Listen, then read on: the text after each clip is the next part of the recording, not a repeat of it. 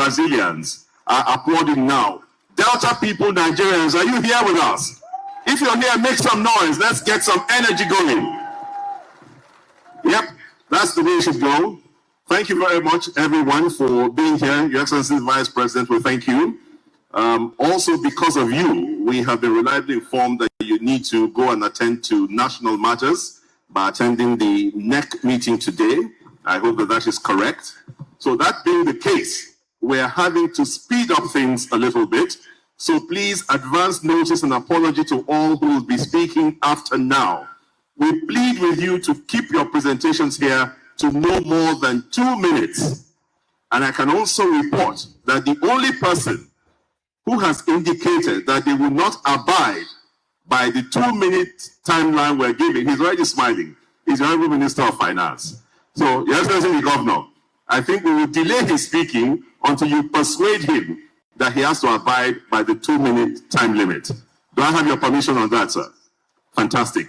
So whilst I give them time to consult, let me quickly invite the Managing Director of NDDC, Chief Samuel Ogbuku, PhD. If you're here, please come forward now and set the tone for our goodwill messages. Remember, 2 minutes.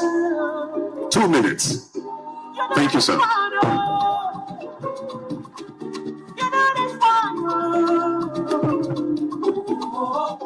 Your Excellency, the Vice President of the Federal Republic of Nigeria, Senator Kashim Shettima, and also the presidential running mate of the All Progressive Congress, Your Excellency, the Governor of Delta State, Right Honorable Elder Sheriff Francis Obrowori, the Governor of Anambra State, His Excellency Chukwuma Soludo, members of the National Assembly, ministers, please permit me to rest on well-established protocol, just as we are asked to make sure we speed up our goodwill message. Your Excellency, the Governor of Delta State, I want to say thank you for convoking this Economic and Investment Summit. The summit is not only meant to serve Delta State, but it is meant to serve Nigeria and the Niger Delta. Because I believe this is a prelude among leagues, especially in the region. And this is the first I am attending, so I have to say thank you for setting the pace. I can also confirm that the governor is not only just convoking this summit for the sake of gathering people to deliberate on the potentials in Delta State, but I can also confirm that the governor is also ready. Because the governor, while he has been on the saddle, has actually deepened the infrastructural development in Delta State in preparation for investors. So I can assure all investors that are here that feel free to come and invest in Delta State. Feel free to come and invest in the Niger Delta, because the Niger Delta right now is the safest part of Nigeria. Thank you very much. Thank you, Chief Samuel Ogbuku, PhD, Managing Director, NDDC. Let me quickly invite for his own goodwill message, Engineer Jamiu Ibrahim, MNI, OON, National President of NASIMA and Chairman of the Organized Private Sector of Nigeria. Engineer Jamiu Ibrahim, thank you, sir. 2 minutes, please bear with us.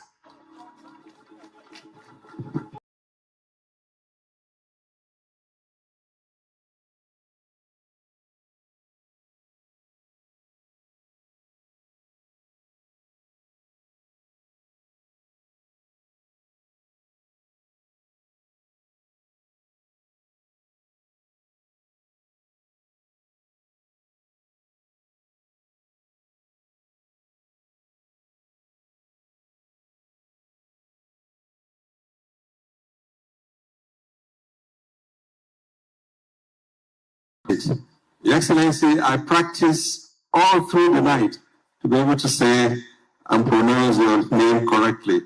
I hope I did not damage it. Your Excellency, the Governor of Anambra State, Professor Charles Chukwuma Soludo, honorable ministers who are here, please, I apologize that because of time, I will not be able to call you individually. But let me recognize the chairman of today's occasion, Engineer Austin Avoro, a friend, a classmate, and a founder of Seplat, one of the most successful oil and gas companies in Nigeria.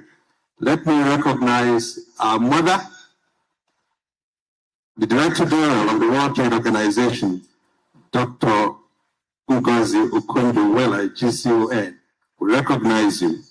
And let me also recognize all of you who are present and permit me to recognize what the Master of Ceremony has described as captains of industry, but we would like to say generals of industry, because after 25 years of working hard to promote industry, you have been promoted since last year. Leaders of the organized private sector, I recognize all the members of NASI.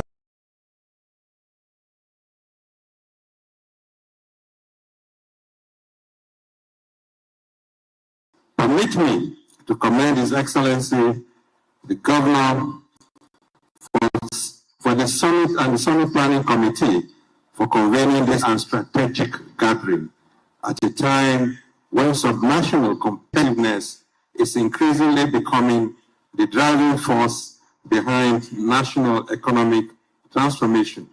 This summit, therefore, demonstrates Delta State's commitment to positioning itself as a preferred destination for investment, enterprise, and sustainable development. I would like to leave one challenge to His Excellency the Governor, that please look beyond Nigeria and try to compete with countries outside Nigeria. One of the key words that we'd like to add in closing is a one word, one enterprise, labor-intensive village enterprises to take care of the teeming population for inclusive growth, in our country. But permit me, Your Excellency, as the apex body representing chambers of commerce across Nigeria, NASIMA remains committed to working with the federal government, state governments, and development partners. But I have an appeal for Your Excellency before you, to draw your attention to an issue that is of considerable importance to the organized private sector in Delta State. We humbly appeal to you to reinforce the organized private sector by granting the Delta Association of Chambers of Commerce, Industry, Mines, and Agriculture, DASIMA, the exclusive use and uninterrupted use of the DASIMA City Chambers building for your kind permission, sir. On behalf of NASIMA, therefore, in closing, the organized private sector of Nigeria, I congratulate the government and the good people of Delta State on this important initiative. We wish the summit fruitful deliberations and every success in advancing a more prosperous, competitive, and investment-friendly Delta State, one that is truly harnessing its strength and unlocking its potential. I want to thank you all. May God bless Delta State. May God bless the Federal Republic of Nigeria. And may God bless and protect our federal and defense forces. Thank you very much for this opportunity. Thank you very much. And this way, sir. Okay. Thank you very much, Engineer Jamiu, for your very hearty comments. Please would like to inform all others who are coming up here, kindly do us the favor and not repeat the protocols. please kindly do us the favor not repeating the protocols. There's no need. You know, we already know who's here and everyone has been appropriately recognized. Before I bring up the next speaker, let me quickly recognize the Executive Chairman and Chief Executive Officer of the Presidential Initiative on Compressed and Natural Gas and Electric Vehicles, PICNG and EV. His name is Barrister Ishmael Ahmed, OON. Where is he? Barrister Ishmael? You need to rise to your feet, yes?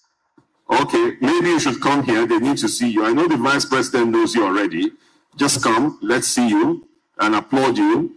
This initiative, presidential initiative, has donated 5 CNG buses to Delta State as a startup, and they have promised that more will follow.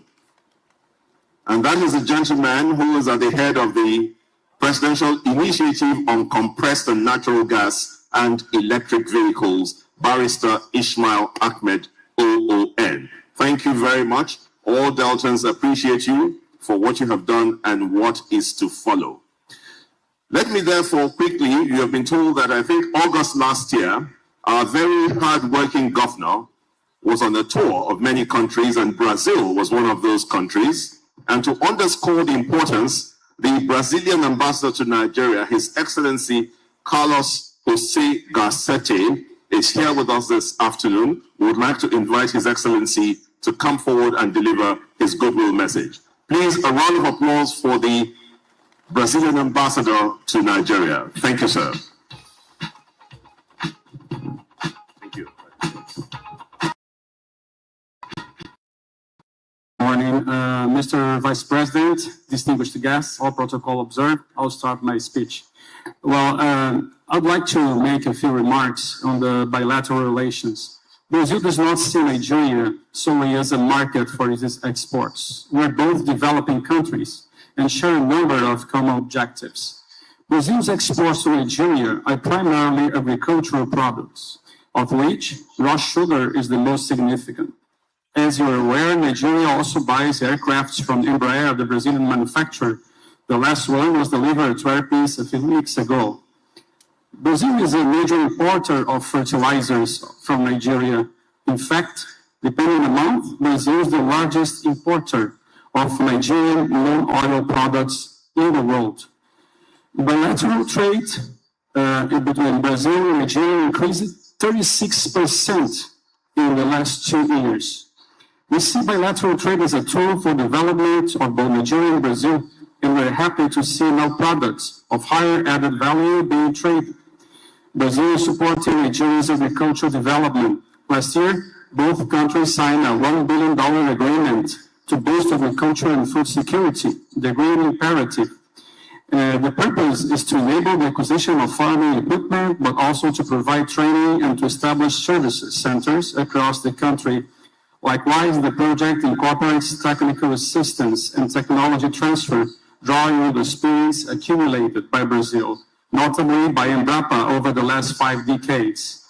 We are experiencing the most productive period in our bilateral relations. President Tinubu already visited Brazil 3 times. The Vice President of Brazil, Geraldo Alckmin, visited Abuja last year to meet Vice President Kashim Shettima. The Vice President Shettima visited Brazil last year to participate in the COP30, which was held in Belém, in the heart of Amazon region.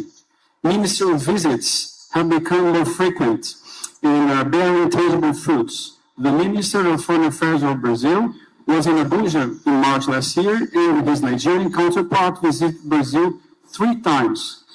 Last month, the Minister of Agriculture of Brazil, Mr. André de Paula, visited Abuja and met with Vice President Kashim Shettima and the Minister of Agriculture, Abubakar Chiari. The Trade Promotion Agency of Brazil, APEX, led a groundbreaking mission to Abuja last year, bringing together 60 representatives of companies from 43 economic sectors. We are pleased to see the private sector building upon governmental initiatives and agreements.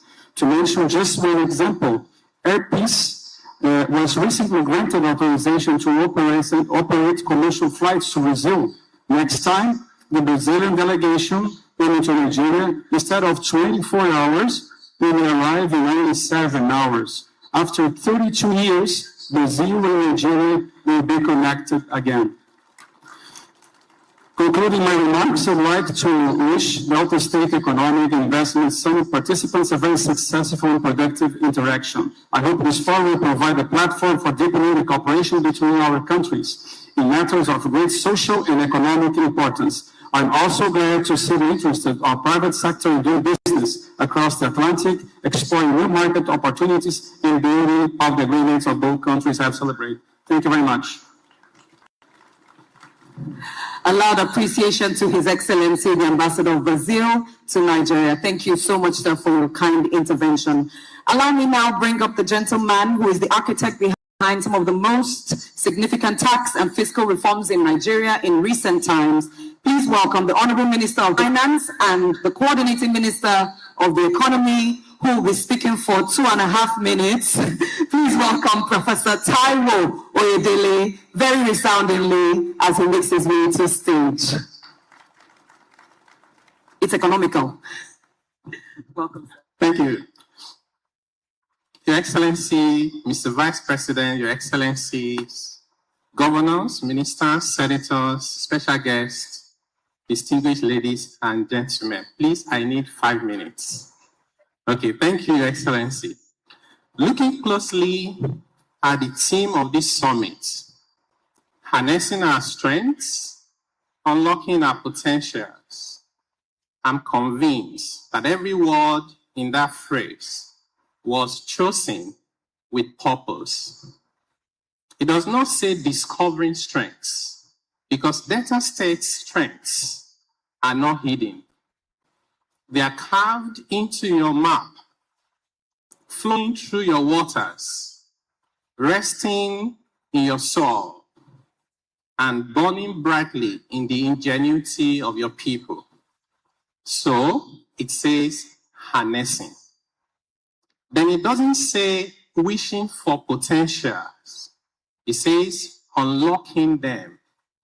A bold declaration that the key already exists, and that Delta State possesses the courage and readiness to turn the key.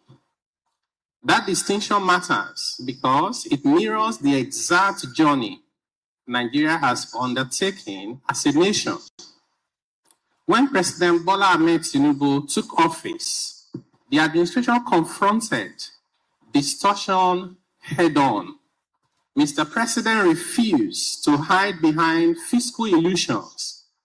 He unified a fractured foreign exchange market, removed a crushing fuel subsidy, reclaiming billions of dollars that once vanished into artificial pricing so they could be invested into hospitals, schools, and in constructing roads.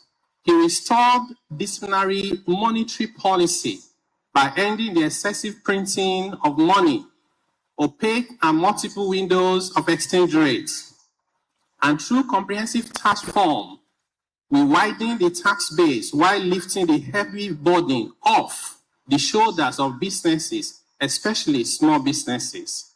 State and local government now receive unprecedented revenues, enabling them to pay salaries on time, settle pension arrears, while investing in human development and building transformative infrastructure. I share these milestones not to declare victory, but to state a profound truth that macroeconomic stability is the job of the federal government, and that foundation has been laid. The center secures economic stability, the state converts stability into shared prosperity, and local government deliver it as a tangible, higher standard of living for every family. That division of labor is where true fiscal restructuring takes place. Abuja can stabilize a currency, but Abuja cannot operate a processing plant in Ughelli. Abuja cannot address land title matters in Warri, nor can it identify the Isoko farmer who needs an off-taker today. Those decisions, the ones that turn abstract statistics into jobs, thriving factories, and profitable market stores happen right here. They are driven by leadership that knows this terrain, its people, and its true potential. Few states in our nation carry data's extraordinary gifts. You hold the hydrocarbon wealth that has powered Nigeria for generations. Your rivers and ocean coastlines make you a true titan of the blue economy. Your land is fertile. Your vast mineral wealth rests beneath your soil, waiting for capital to bring it to life. Yet, raw endowment has never been the ultimate differentiator. Execution is. Capital has no regional sentiments and no political loyalty. Capital goes where it's welcome and stays where it is protected. To the investors and captains of industry in the room, we are not being asked to take a leap of faith on unproven promises. The macroeconomic turnaround is documented and is real. The question before you today is practical and immediate. Whether you will put your money and your investments where there's visionary state leadership that meets economic opportunity here in Delta states. The federal government is delivering on its commitment at the center. Delta State is proving its commitment here today. Now I call upon the entrepreneurs and investors in this room to complete the circuit so that the strategy we discussed today become the shared prosperity in every tomorrow. Thank you very much. I wish you a transformative and highly successful summit. Thank you very much. Thank you so much, sir.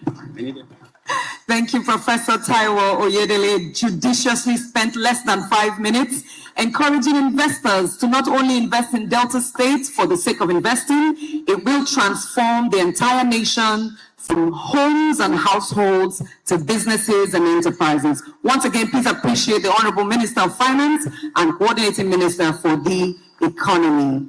It is my joy and my delight to bring to stage the son of Onitsha-Ukwu in Aniocha North, one of Africa's most consequential investors, chairman of the United Bank of Africa, chairman of Transcorp Group, the founder and chairman of Heirs Holdings, with interests in banking, power, energy, hospitality across the continent.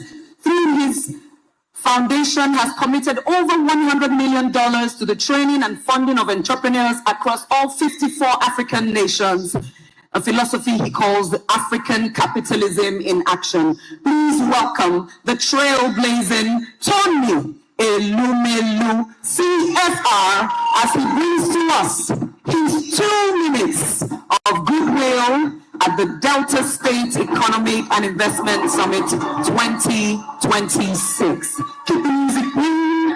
He's coming in the TOE way.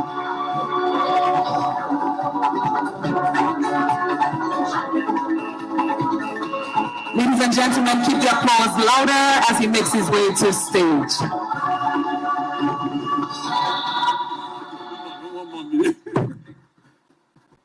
I know I want us not to recognize anyone, but our Vice President is here. And I think Mr. Vice President's second state is Delta State.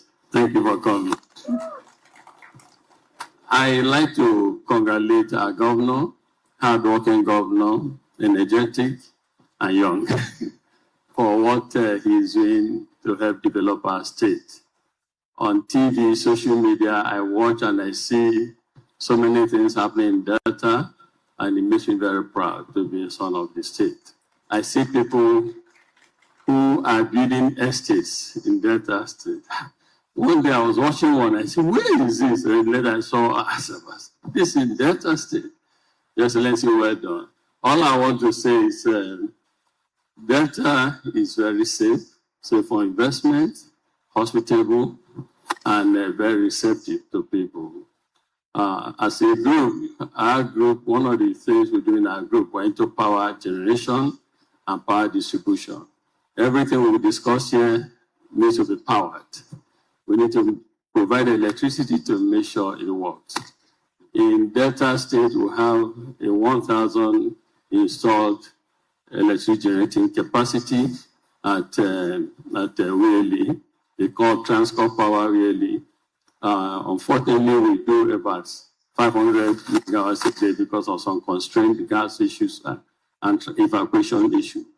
But Mr. Governor, we would like to discuss with you to see how we can help or partner with you with Delta State to make electricity generation and distribution to the last home in Delta State affordable and possible. I believe that that will help us to truly create employment, alleviate poverty, and industrialize our state. So that will be a good contribution to what you're doing here. Thank you for what you're doing in Delta State.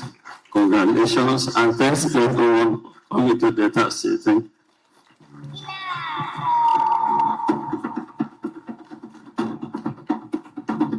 That's Mr. Tony Elumelu, the man that developed the concept of Afrik capitalism. Thank you very much. I'd like to also welcome here very quickly the Managing Director of the Southeast Development Commission, Mr. Mark Okoye. Your Excellencies, distinguished ladies and gentlemen, today, Delta State speaks with one clear message. Delta is open for business. The summit is more than an event.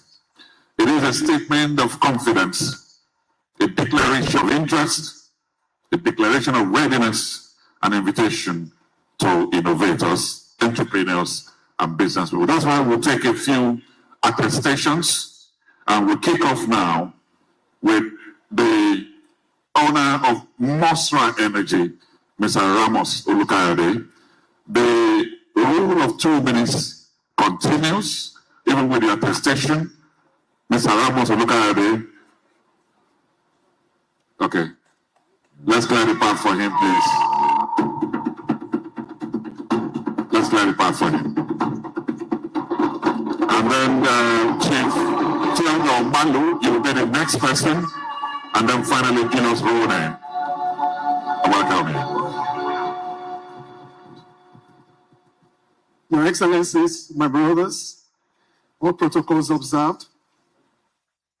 In business, we often say capital is courageous, but it's never careless. Investors commit their resources where they find vision, stability, true partnership, and confidence. We have proven coal reserves exceeding 200 million tons in Delta State alone. In Ubumpa, Uboba, Ukozu, and Ubodu. And we're already mining. The Delta State is safe for our mining operations. The cement companies rely on us for their coal supply. Delta State has the largest reserve of coal in Nigeria. Our partnership with the Delta State government to develop 600 megawatts mine-mouth power plant in Ubumpa and the proposed energy and industrial special economic zone in Aniocha is a demonstration of what is possible when government and private enterprise work together with a shared vision. But our ambition goes far beyond building a power plant. Let me put this into perspective. 200 million tons of proven coal reserve in Delta State is not just a geology. It represents over 30 years of continuous, guaranteed baseload power. That is enough continuous electricity to fuel industrial manufacturing. Manufacturing jobs plants right here in Delta soil without interruption. We are not just lighting up a grid. Under the MORE agenda, we are anchoring West Africa's next industrial powers. To my fellow investors, my message is simple. The best time to invest is before everyone else discovers the opportunity. And that time is now. Your Excellency, thank you for your leadership. your openness to partnership, and your commitment to building a more prosperous Delta State.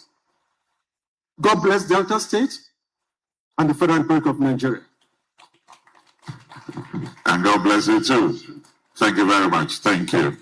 Your Excellency, distinguished ladies and gentlemen, very quickly, Chief Theodore Omalu, Falkland Limited, is next.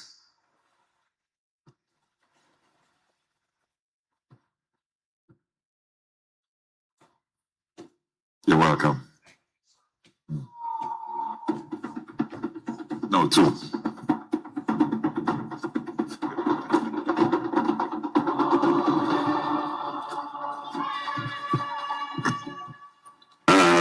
Distinguished guests, good morning, everybody. It is a great pleasure and privilege to be here today at this prestigious Delta State Economic and Investment Summit. I sincerely appreciate the Delta State government for creating this platform where government, investors, and the private sector can come together to unlock the enormous potential of this great state. The theme of this summit, harnessing our strength and unlocking our potentials for accelerated economic development, resonates deeply with us because our project, Niger City, is, in many ways, a practical expression of that vision. We are harnessing the potential of River Niger and the Asaba waterfront to create land, new opportunities, new jobs, and a new economic frontier for Delta State. Our company is taking an ambitious private land reclamation and waterfront development project along Asaba waterfront. Our vision is to transform underutilized riverfront wetlands into a modern, well-planned economic and urban district that will attract investment, create jobs, expand housing opportunities, and contribute meaningfully to the economic transformation of Delta State. We have had one dredger operating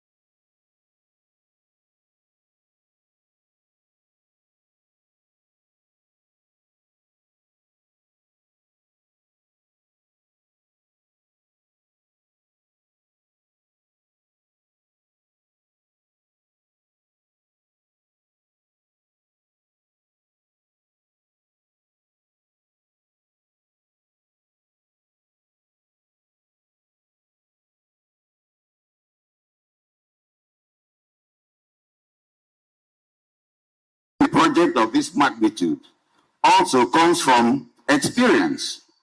We previously participated in the development of Orange Island in Lagos Lagoon, a 50-hectare land reclamation project.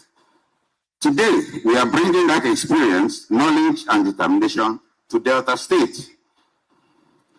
I would like to express our profound appreciation to His Excellency, the Executive Governor of Delta State, for his visionary leadership and commitment to creating an investment-friendly environment. I wish to also especially recognize the Secretary to the State Government for all his support. Ladies and gentlemen, the story of Niger City is ultimately a story of partnership. Government provides an enabling environment, the private sector brings capital, expertise, innovation, and execution. Committees provide partnership and local support, and together we create sustainable economic value. To my fellow investors, I say, take a serious look at Delta State. The opportunities are enormous. Our experience with Niger City has reinforced our belief that when government creates the right environment and investors commit capital and expertise and perseverance, extraordinary things happen. This is why we remain committed to Delta State. We are committed to investing. We are committed to creating employment. We are committed to working with communities, and we are committed to contributing to the community transformation of this great state. Ladies and gentlemen, we are not simply...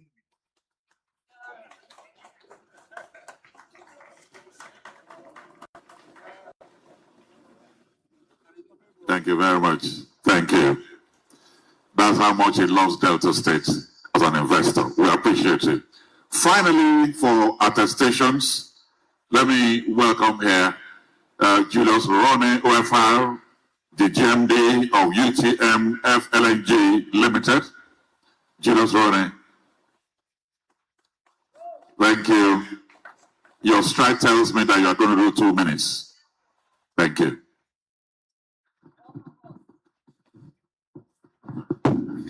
Your Excellency, the Vice President, the Governor of Delta State, distinguished ladies and gentlemen, what I have to say is that Delta State is one of the states that believe in contract sanctity. The Governor and the state believe in investment. We are developing Nigerian first floating LNG. Delta State government in 2022 took 8% at 42 billion. Today, that investment is over 200 billion naira. And by the time we come on stream in 2030, Delta will host the headquarters in Warri of the UTM FLNG. That is not all.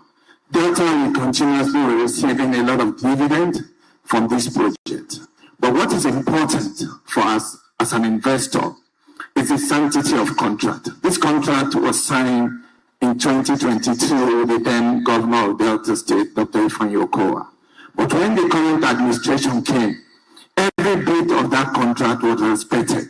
So as an entrepreneur, what is important is to see that contract is respected, irrespective is managing the state.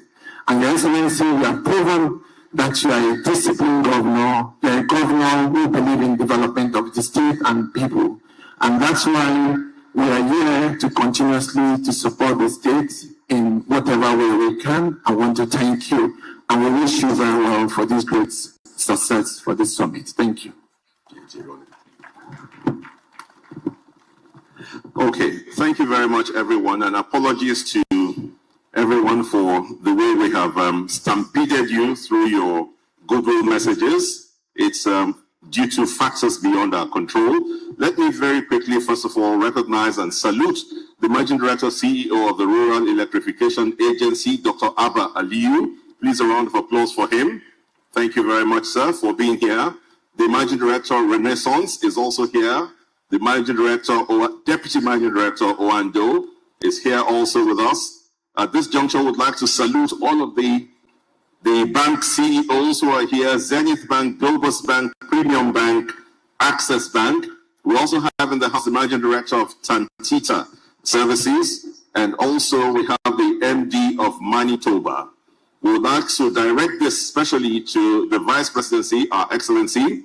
The state wants to appreciate you for appointing one of our own, our son, Shegun Ochuko Obayendo, as your technical advisor on transportation, logistics, and innovation. Thank you very, very much, sir. We shall count the number of people who have given you that applause so that many more appointments from Delta will follow in your office. Thank you, sir. So let me bring in, yes, now, Joyce. Thank you. Thank you, Dr. Henry. Please permit me, I will be very biased right now. Before I bring our Doyen, who is our keynote speaker, I would like to specially recognize some trailblazing women that I see with my eye. Dr. Melji, the Group Managing Director of Zenith Bank, you're welcome, ma'am. Sitting very close to her is the Managing Director of FCMB. I see her, Mrs. Yemisi Edum, welcome. Representing the Managing Director of Fidelity Bank, Dr. Nneka Onyalibe, is the Executive Director South. Please welcome Mrs. Pamela Shodipo as she's sitting here. It is my joy to bring up our keynote speaker at the Delta State Economic Investment Summit 2026, the 7th Director General of the World Trade Organization, the first African and the first woman to hold this office in the entire history of the WTO, previously served 2 terms as the Nigeria's Minister of Finance and Coordinating Minister for the Economy, served as Managing Director of the World Bank. She led negotiations that wiped out $18 billion of Nigeria's debt and an overall external debt reduction of over $30 billion. She is recognized as one of the most influential humans alive today. She was nicknamed Okonjo Wahala because she brought Wahala to inefficiency in the economy. She brought Wahala to corruption. Distinguished ladies and gentlemen, this global institution in human form, role model to men and women across the globe. She was born right here in Ogwashuku, and she has not forgotten her roots. She's not here as a visiting dignitary. She is home as a daughter of the soil. Please join me as I welcome and I receive my role model, your role model, the Director General of the World Trade Organization, our keynote speaker today, Dr. Ngozi Okonjo-Iweala, GCON.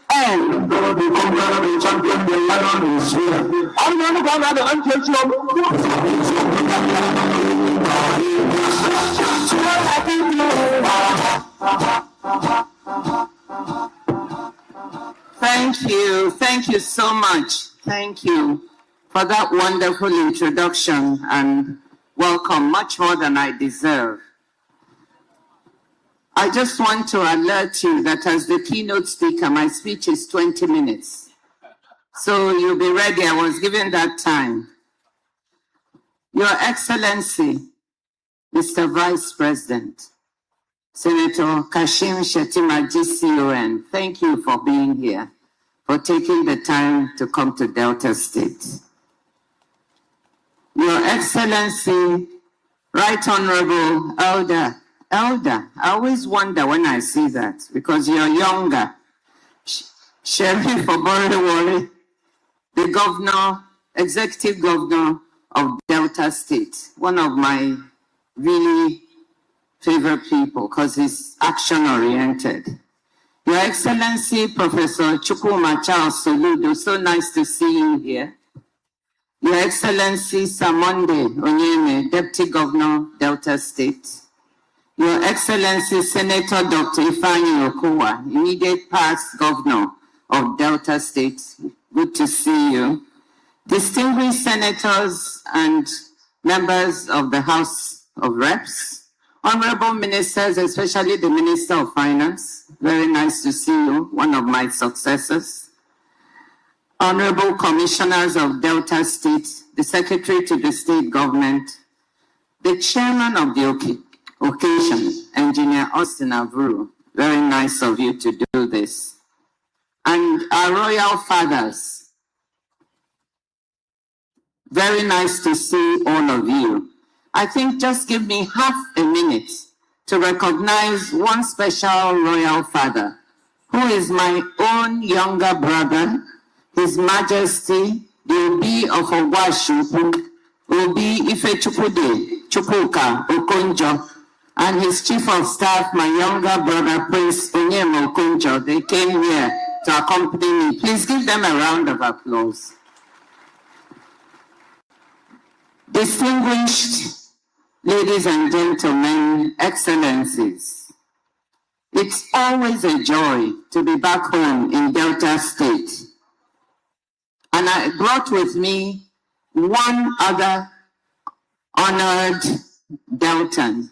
His name is Dr. Bright Okogu from Abraka, the former Director General of the Budget of the Federation, who is now the Chief of Staff of the WTO. I'm really delighted to have this opportunity to contribute to this conversation about realizing the development ambitions of Deltans. But as I rejoice with you, Your Excellency, I have to be very careful because you said I'm an export. So I've been exported to the WTO, but I was exported to Abia State first. And I have to acknowledge my husbands, because when they hear you, maybe Governor Alex Oti will knock me out of Abia State, and I won't be able to go home. So I also want to salute my husbands in Abia State. I thank His Excellency the Governor of Delta State and the organizers of this summit for this invitation. I want to congratulate you, Excellency, on the development strides that you have been taking. He and I are often in touch. He's always WhatsApping me with one thing or the other. And the reason I came is because you take action. The fund you just announced of $100 million to de-risk investment is exactly the kind of things that we need.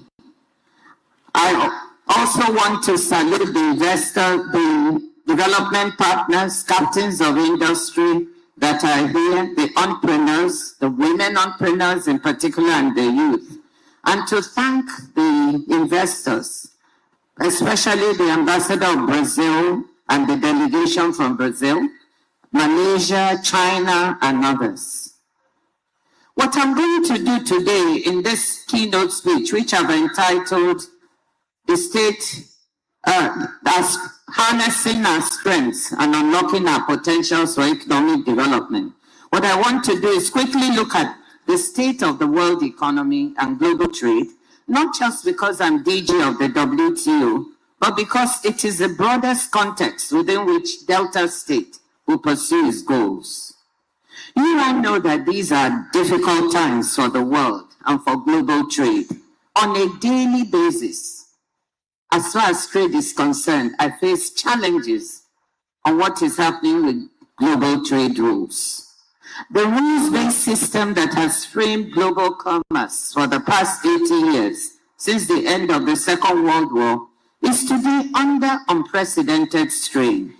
Unilateral tariff actions and rising geopolitical tensions have unsettled the economic environment within which countries and companies must make plans. Rapid technological change and climate shocks are further sources of pressure. And yet, despite all of these disruptions, trade and the trading system have shown remarkable resilience, contributing to the wider resilience of the global economy. The value of global goods and services trade last year was a record $34.65 trillion. In volume terms, world merchandise trade grew by 4.6% in 2025, with surging demand for AI-related goods more than compensating for weaknesses linked to tariff increases and trade policy uncertainty. African merchandise export volumes grew by 10.3%, driven by minerals, metals, fuels, and agricultural products like cocoa. Global services trade grew by 5.3% and by nearly 6% for digitally delivered services trade. The takeaway from all of these numbers is that within the global disruption, there is a stable core, and that despite all the tough headlines that you keep seeing, there are opportunities for Delta State, for Nigeria, and for Africa. That's the case I want to make to you today. These opportunities were not available even 10 or 15 years ago. The question to me is whether we will move to seize these opportunities or whether the opportunities will go elsewhere. In recent years, particularly since the COVID-19 pandemic, it has become clear that a world economy designed for interdependence is now marked by some troubling overdependencies. Overdependence on the US for digital services and final market demand, overdependence on China for critical minerals, and the weaponization of some of these overdependencies is swelling anxiety, resentment, and a desire for diversification. And that is why the word diversification here repeated in Delta State is very appropriate and timely. The resulting push by companies and governments to reduce exposure to geopolitical and other risks by deconcentrating supply chains is an opportunity for what we at the WTO are calling re-globalization, making global value chains more resilient to shocks by attracting more investment to places like Nigeria and to Delta State that have been on the margins of the global distribution of labor. Alongside the potential for re-globalization are a related set of opportunities on the continent that it has created for itself.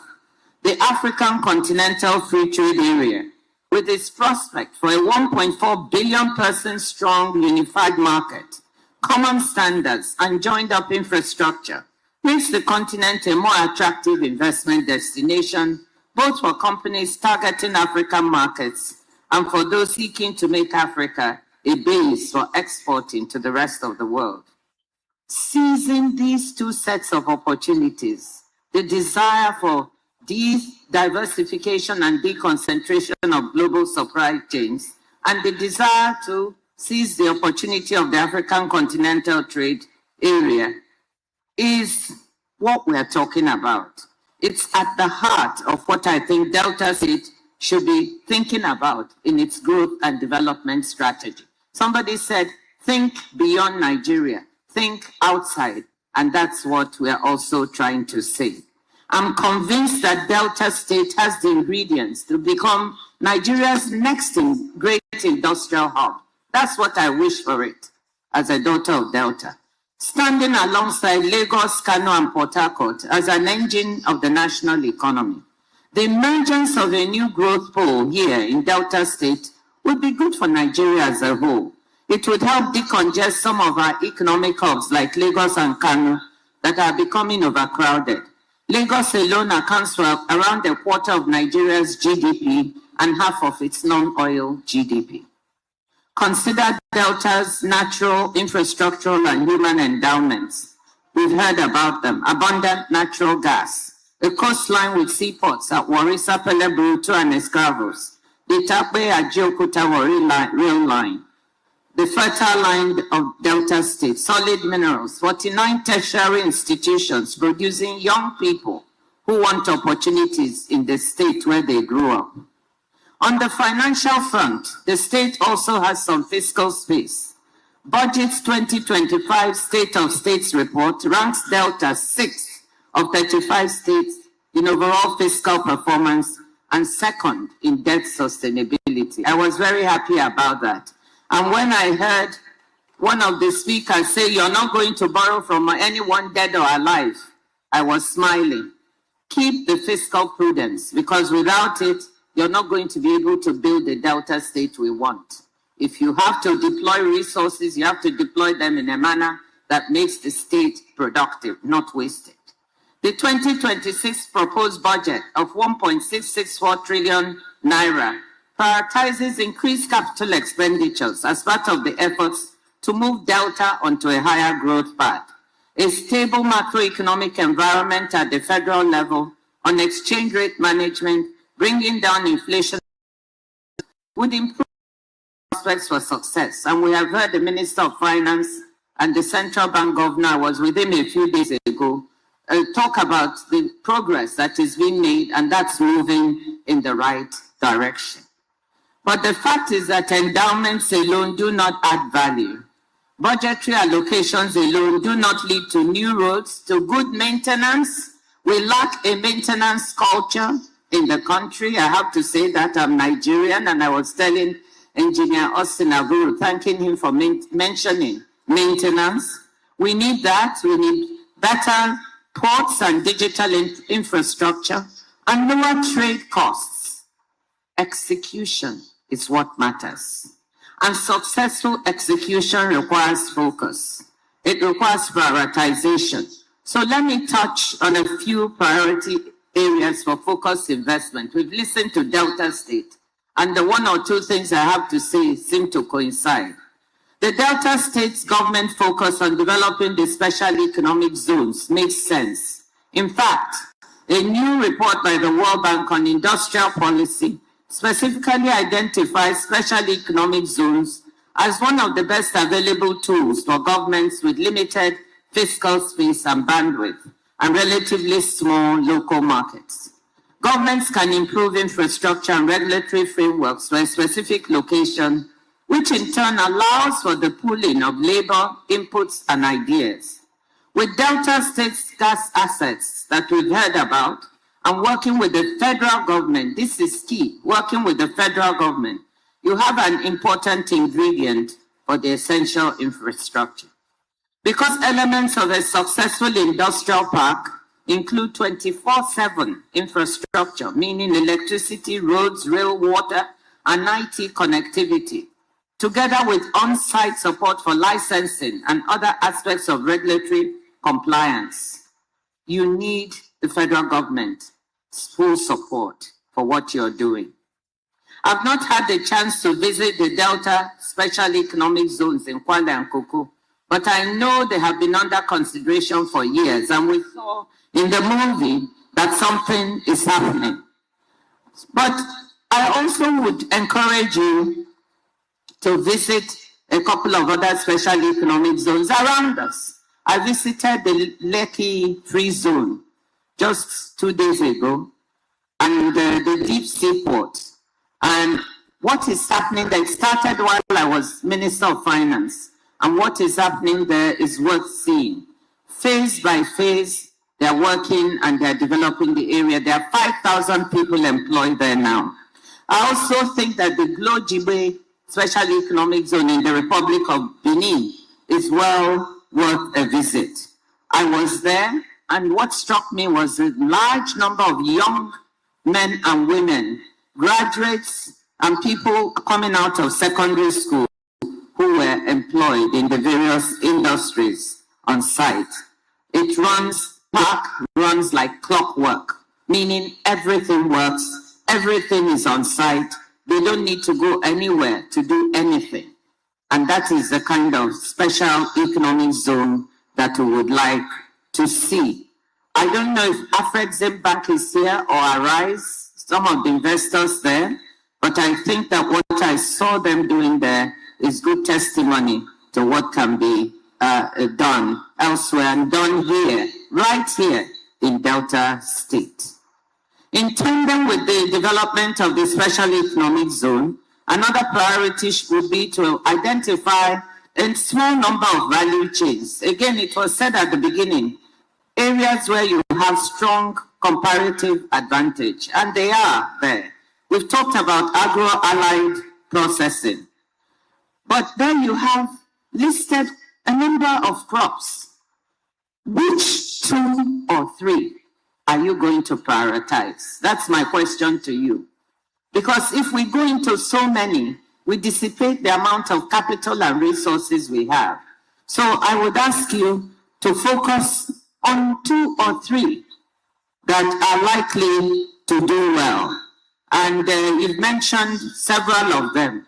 It's not only about the 2 or 3, but we have to go all the way from the production all the way up the value chain, ensuring standards, quality, access to finance, access to markets. This is what trade is about. It doesn't start just when you have the product. It starts even when you start to produce the product. So I strongly encourage you to identify 1 or 2, 3 crops.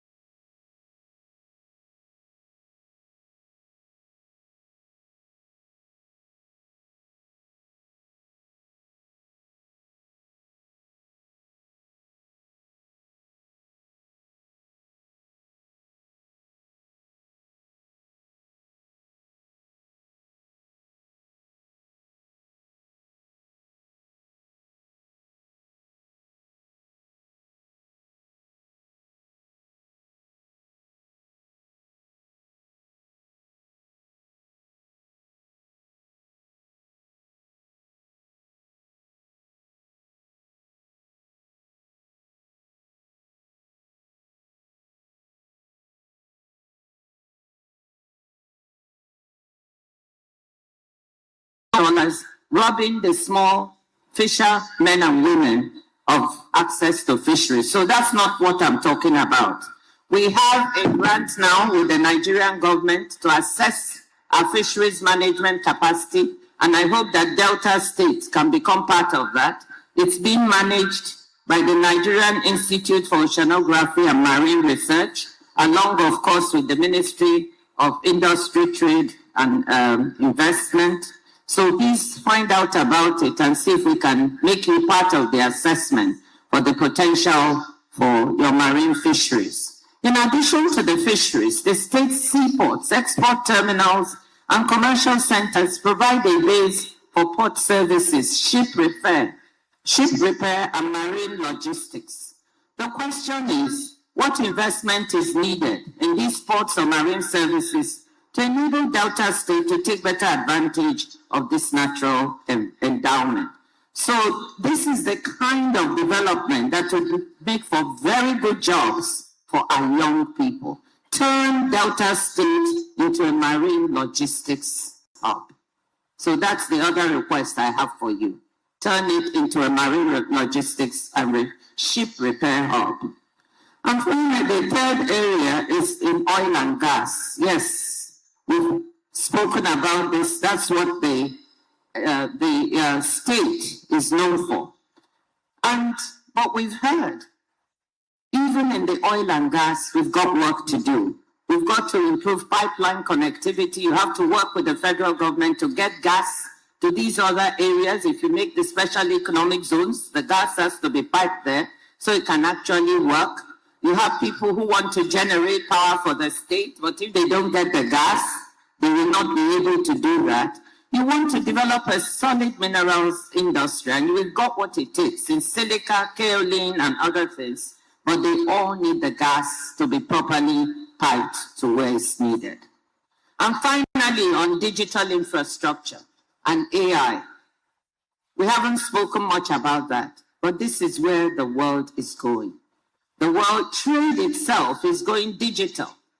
So in all the developments you do here, I want to strongly encourage you that connectivity to take advantage of the digital economy is essential.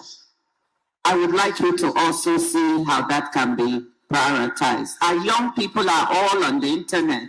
Our women are trading digitally, but they need the connectivity to make all of this work. So, ladies and gentlemen, excellencies, I've sketched out the opportunities awaiting Delta State, and they're rather exciting. What you have to decide now is how to deploy your capital. You've spoken about it, Your Excellency, but I think there's still work to be done in terms of prioritizing what you want to do. But I'm optimistic. I'm a Delta State optimist. I'm also a Nigeria optimist. We have the confluence of three windows of opportunity: the global push for supply diversification, the African continental integration, and within Nigeria, the recognition that economic transformation will not come from Abuja alone. The Minister of Finance talked about that. That sub-national governments will have to step up, as you are doing, Excellency, to create jobs, attract investment, and provide public goods. The prize-winning Delta author Ben Okre famously wrote, and I quote, "Don't neglect the good in your own backyard," unquote. The true wealth of Delta State has never just been our oil and gas, it's our people. This summit is about taking care of the good in our backyard, of starting the years of hard work needed to deliver on our people's hopes and aspirations for better lives, on demonstrating that Delta can and will compete for investment and become the industrial hub for Nigeria that I want it to be. Delta can and will transform itself from a resource-rich state to a diversified, inclusive, and resilient sub-national economy. Excellency, dear Governor, Mr. Vice President, my fellow Deltans, I just want to wish all of us perseverance and success. Thank you. What We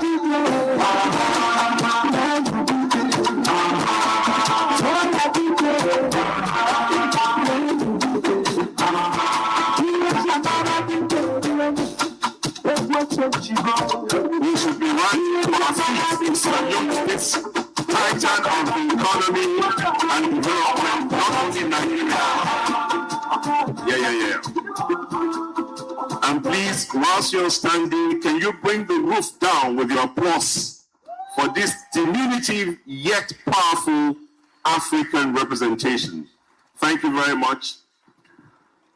Our own sister, two-time minister.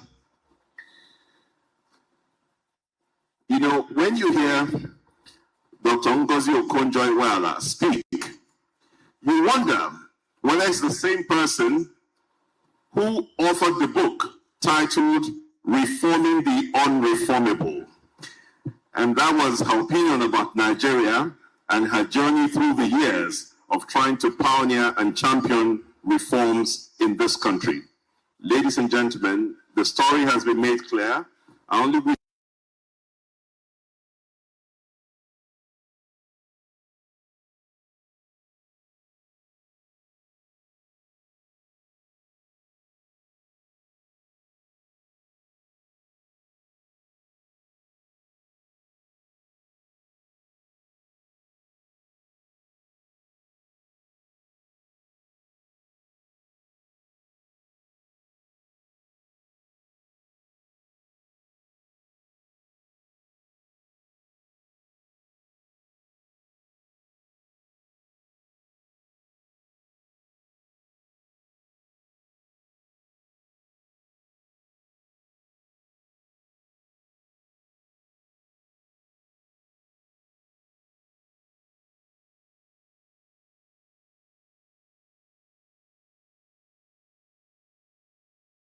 AI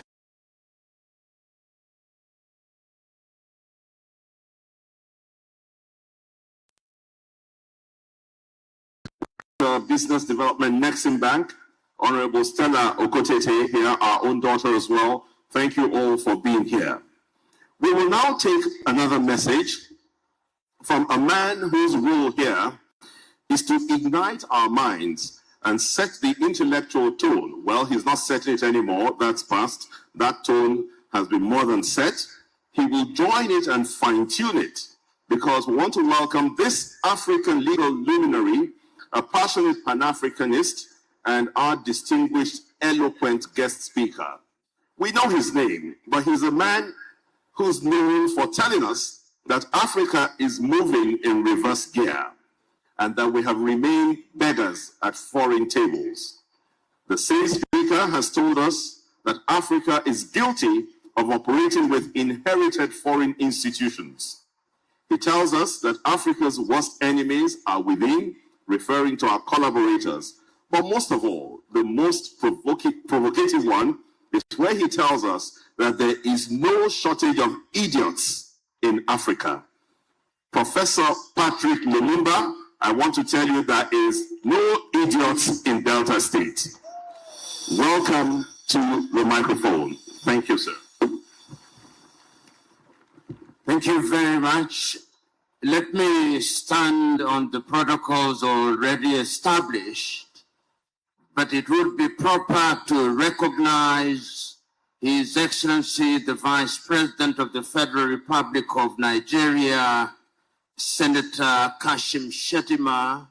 It is also proper to recognize the Governor of Delta State, all the governors here present, all cabinet ministers here present, and of course, the traditional rulers and the keynote speaker, Dr. Ngozi Okonjo-Iweala.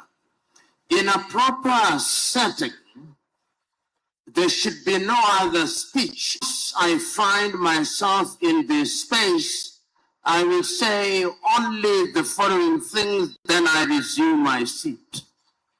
Number one, that I thought about the subject that I was told to speak about, and I've written a full-blooded paper which will be availed to you.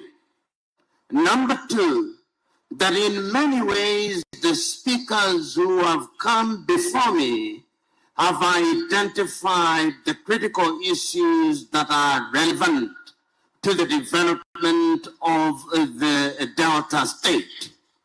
However, it is important to point out a number of issues that I consider critical when I look at the continent of Africa and our inclination to gloss over certain critical things. Many times when we talk about Africa, and I say so because Delta State is a state within the Federal Republic of Nigeria, which is one of the 54 African states. We are quick to say that we are 1.4 billion. That is all very well. But the question that we must ask ourselves is, what are we doing about the 1.4 billion? As I speak to you now, I invite you to see what is happening in Morocco and the young men and women who are running away and dying trying to go to Europe, which tells us this: there is a lot to be done in the continent. And that is what gladdens my heart, that in your own small way here in Delta, recognizing as you do that Nigeria must be built state by state, you are beginning to recognize the areas that ought to receive attention. You are recognizing that oil must be utilized. And you, Mr. Governor, did tell us that you are aware of what the Norwegians have done, that they now have a sovereign fund of nearly 3 billion or 3 trillion United States dollars. The question that you must therefore ask yourself, will you do that here in the Delta State? We have been told that when we talk about oil in Nigeria, you are the oil state in Nigeria. The question is, are you using the oil resources and comparing yourselves, not with other African countries? It is the Ugandan president who said, and I've always agreed with him, that there is the tendency in Africa to compare ourselves as dwarfs compare amongst themselves who is the taller one. Because at the end of the day, they are all dwarfs, even if one is an inch taller than the other. I want you in Delta to compare yourselves with others. Your own country or your own state has an economy larger than over 20 African countries, a GDP larger than 20 African states. The question is, with all the resources that we have, whether we are talking about agriculture, whether we are talking about minerals, whether we are talking about oil, whether we are talking about pharmaceutical sectors, whether we are talking about the blue economy, what are we doing that is in keeping with the demands of the 21st century? The world now talks about the 4th and 5th industrial revolution. The world now talks about artificial intelligence.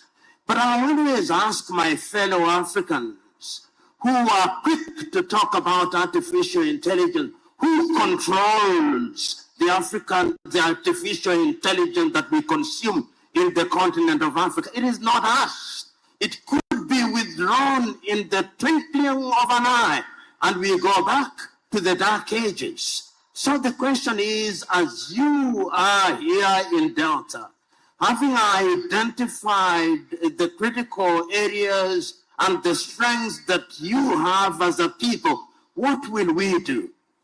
The keynote speaker has reminded us of the Africa Continental Free Trade Area.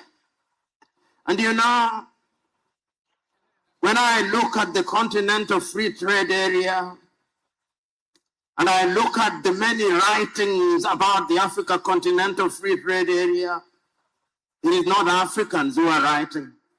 It is others. It is the Chinese. It is the Europeans.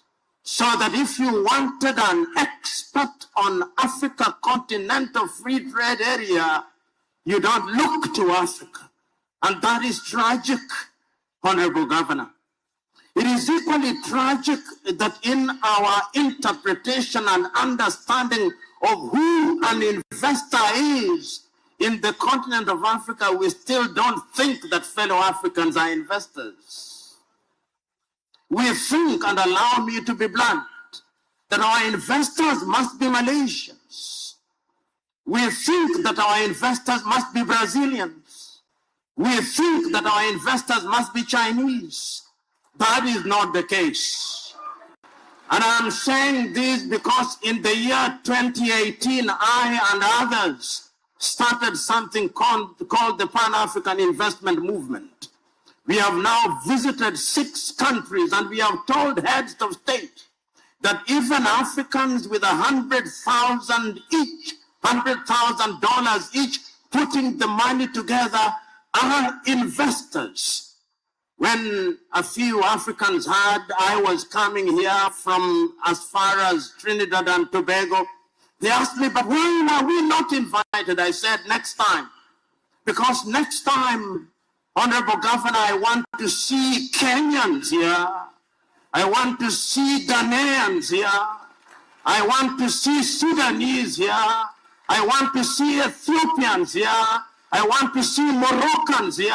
I want to see Egyptians here, because Africans must begin to believe that they have both the intellectual and financial wherewithal to participate in the development of their continent. Because it is only when we do so that our friends of goodwill from Brazil, our friends of goodwill from China, our friends of goodwill from Europe, our friends of goodwill from the United States of America will begin to believe that the relationship between us and them is symbiotic rather than parasitic.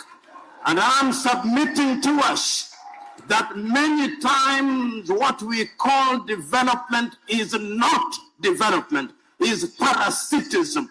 And I am urging you, my brother, as you serve as the governor of Delta, you are doing a good job, but that job can be better. That job can be an African job. That job can give meaning to Africa Continental Free Trade Area. That job can have meaning to Africa Agenda 2063, but a number of critical issues must also be done by the Nigerian federal government. We must allow people to move freely within the continent. Your Excellency, the Vice President, Nigeria is the biggest economy in real terms in sub-Saharan Africa. I look forward to the day when, if I'm an investor in Delta, I want to invest in the blue economy, I want to invest in any area, I can take my plane from Addis Ababa in Ethiopia and arrive here in Asaba without a landing and exit card. I look forward to that day. I look forward to the day when there will be no visa for an African coming to this country. Because when you are big, the expectations from you are big. When we talk about Europe now, it is possible to move from Bratislava in Slovakia to Lisbon in Portugal using one currency. But here I move from Nigeria, then there is the CD. Then I move from there, then there is the dollar. We cannot run an economy where we are so fragmented.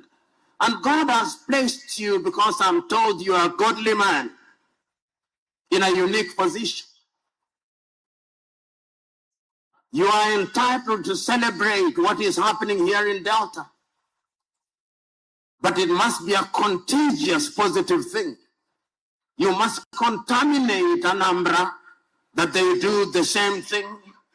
You must contaminate other neighbors, and ultimately, you must contaminate the federal government. And it is proper that we invited His Excellency the Vice President so that this message will go to Abuja, and that your example will be used as an example that will be replicated across the Federal Republic of Nigeria and ultimately across the continent of Africa.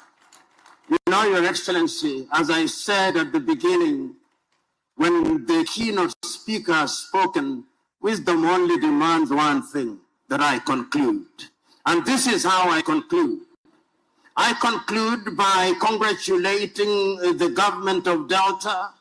I congratulate the government of Delta that by recognizing that they have strengths. But I'm urging you going forward, ask yourself, how are you using your young population who are graduating from the universities? What skills are they receiving? I'm asking, how are you using your academics from the universities?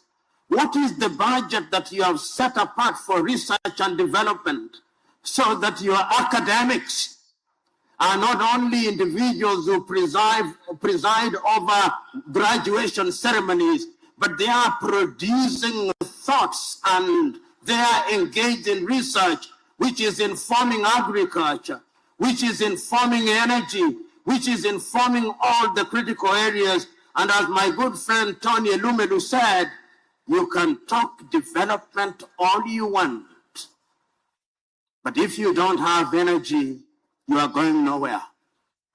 You are going nowhere because how are you going to compete with the Chinese? Let me give you an example, then I sit down. Nigeria generates no more than 5,000 megawatts of electricity. You lose a bit of it in distribution.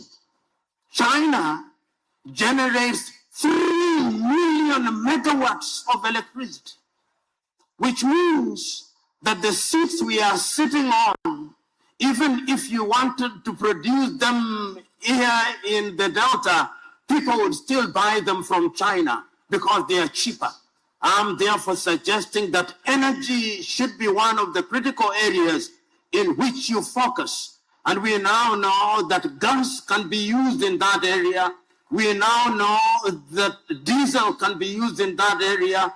And this is a good journey. And as one of your fellow Nigerians once said, and this is not gender insensitive, that a chick that will grow into a cock is seen on the day that it hatches.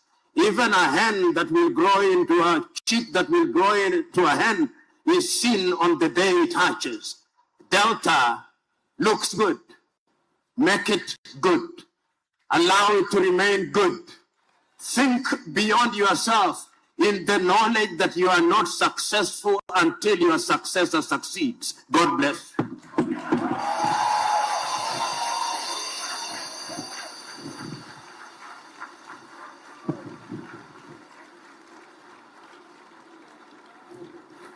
Where is the music? Where is the music?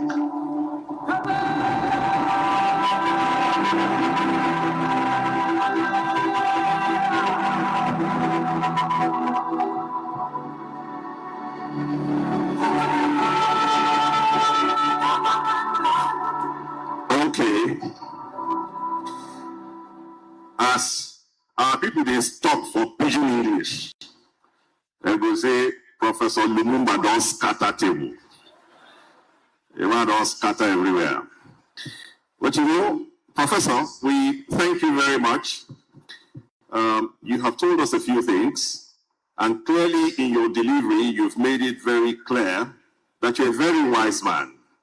Because even as you spoke about all of the African countries that you'd like to see in Delta, you cleverly avoided South Africa. I don't know why. I don't know why, but we shall take you up on that after now. Yeah? And you have come here to preach the gospel of contamination. You look at our handsome, active governor, you call him a parasite. He should go and contaminate Anambra, the solutions governor.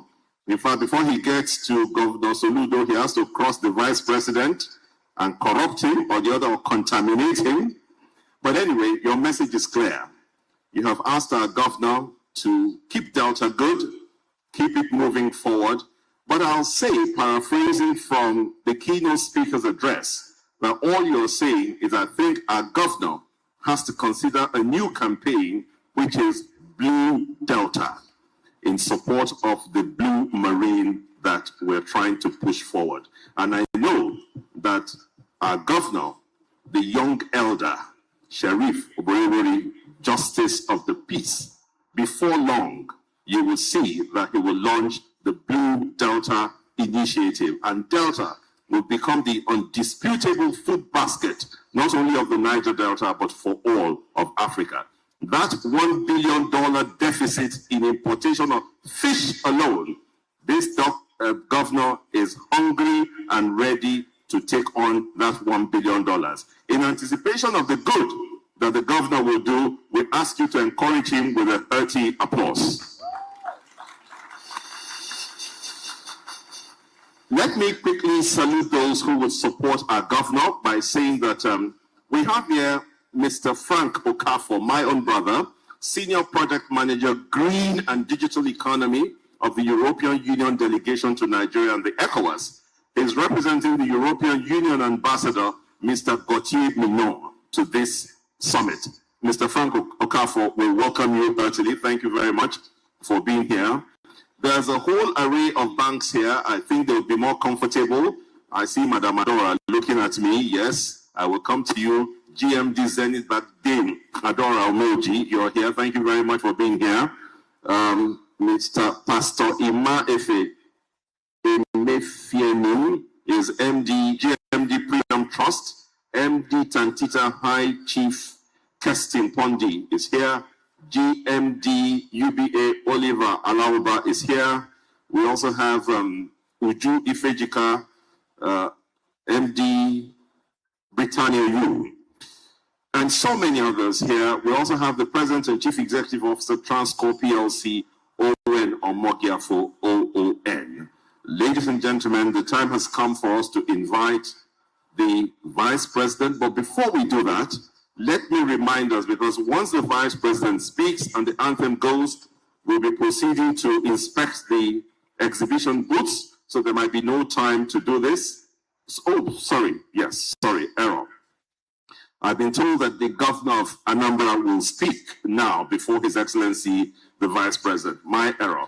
But just before that, for tomorrow, please know that there will be 5 sessions, so you can quickly determine which of the sessions you want to participate in: agriculture, agribusiness and livestock, the blue economy and transport infrastructure, solid minerals and mining, digital economy, energy, ecosystem, power, oil and gas. And that's your lineup for tomorrow. We'll be starting here in this hall at 9:25 a.m. Please come early, because we will not wait for you. And so the man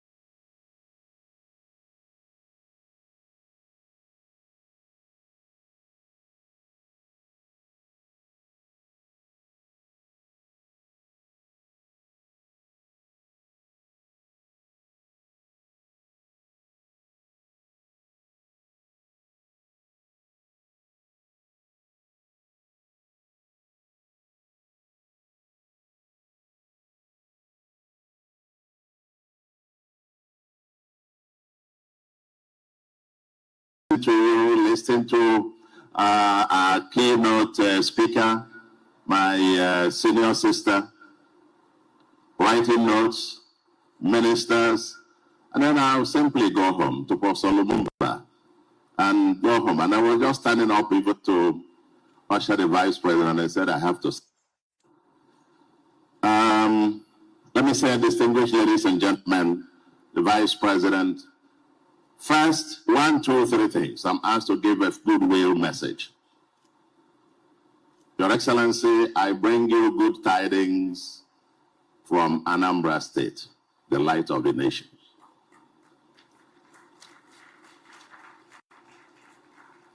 I'm sorry I came in about 15 minutes late because I was stuck in traffic at Onitsha. Today is a Monday. And to have a traffic at Onitsha on a Monday, the Monday sit at home is over.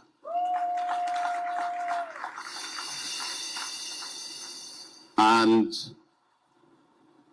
I am here in solidarity with you, in solidarity with my rich neighbor, Delta State.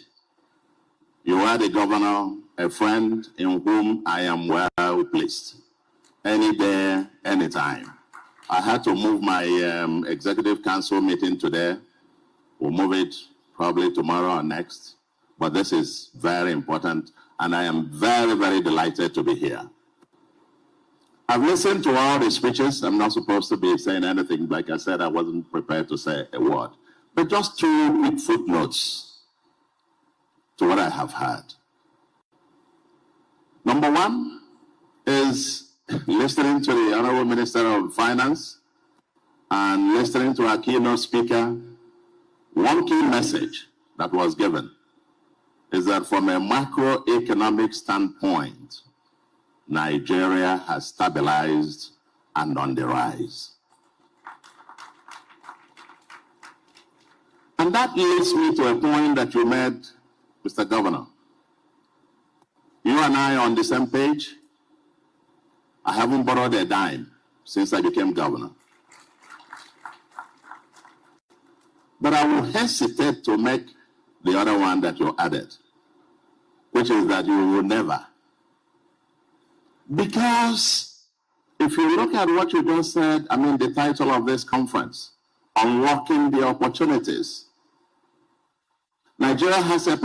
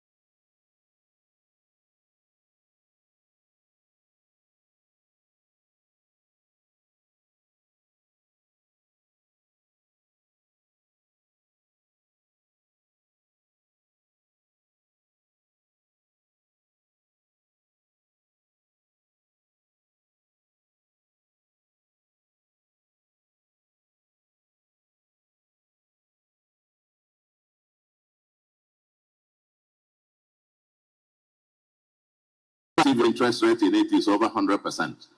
And so that's why Anambra pulled out. Today, that has changed. And therefore, breaking the paradoxes of Nigerian economy, we are a capital scarce economy, but which prior to 2023 was having a massive capital flight, double jeopardy. You have capital scarcity, but also losing capital in droves. Today is more reversed. You now have net foreign exchange reserves of about a little over 40 billion and gross reserves of about $52 billion, rising from 3 billion as at 2023. Rising from 3 billion as at 2023. So, and the exchange rate has become stable, more stable, predictable to a large extent, and therefore Delta and Nigerian economy and subnationals will require foreign capital. Be there Africa, be there from anywhere, will require foreign capital, and the environment, the macroeconomic environment, is more conducive to that. So I wouldn't make that kind of straw. I wouldn't, maybe Delta, or you are my rich neighbor, you have a lot of oil money and so on. So you can, Delta can afford it. I'm not sure how many others can afford to do that. The second, and just following from what I have also heard, is that we need to work together. Delta is one of the 36 subnational states, plus FCT, plus the federal government, that's 38 governments, excluding 774 local governments. We need to work together. Delta alone will try, but together, harnessing the neighborhoods.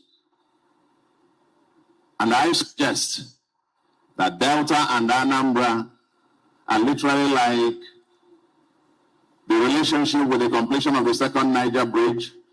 It's like twin cities. You now have us here, between New York and New Jersey, for example.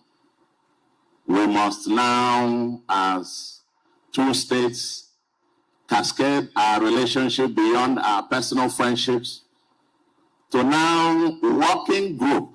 Because I can say, in a whole lot of areas where Anambra could also piggyback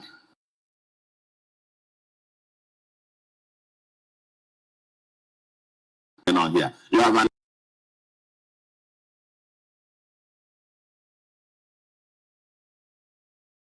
we have quite a lot in common, and we better synergize.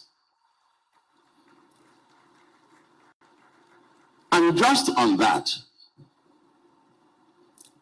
I'm happy it's been said by the chairman of this forum, this summit, that this is not just going to be another talk shop. I like what is going to follow after the vice president's speech, and that is the area of networking, deals.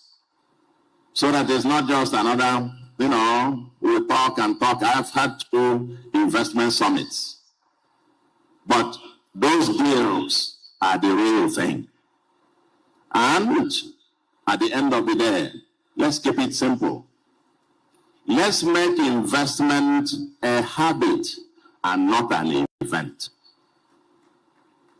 Let it go from being just an event we gather once in a while. And I give you one particular example.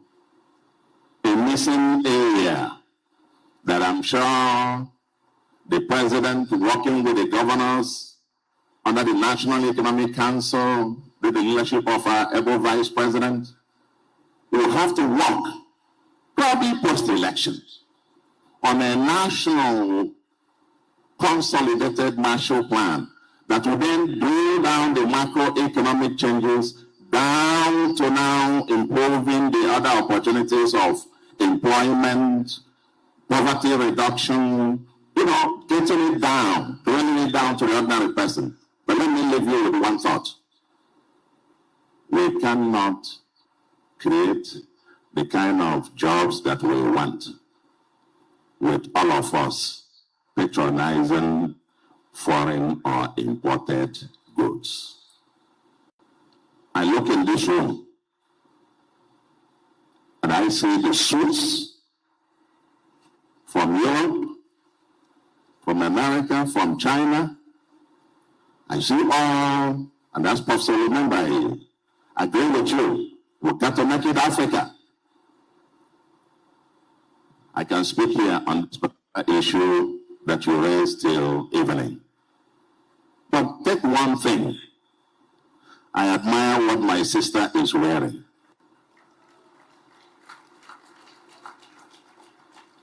If you look at me too, I am wearing a Akwete. Akwete is the name of a village in Abia. My daughter introduced me to it in 2019, and I have made it my daily uniform.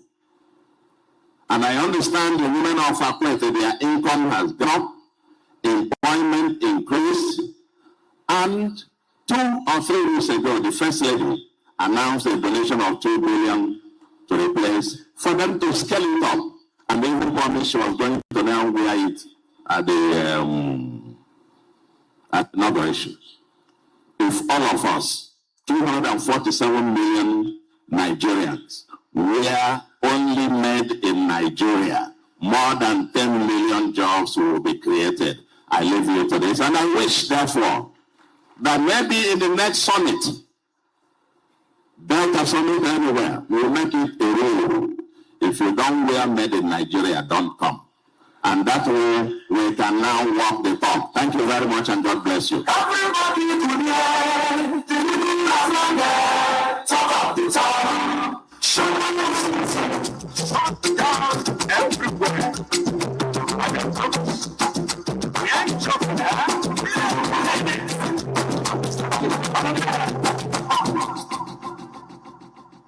Thank you very much. Your Excellency, we appreciate you. His Excellency, the Governor of Anambra State, Professor Chukwuma Soludo. Your Excellencies, distinguished ladies and gentlemen, every great gathering builds towards a defining moment. We have had conversations that inspire. We have had ideas that illuminate today, and the partnerships that create possibilities. But it is decisive leadership that transforms vision into reality. Today we arrive at that defining moment. The presence of our Chief Guest of Honor reflects federal government's commitment to strengthen economic growth, promoting investment, and advancing sustainable development. It is now my singular honor and privilege to welcome here the most hardworking, the most supportive, the most loyal Vice President in the history of Nigeria. Please welcome His Excellency Senator Kashim Shettima, GCON.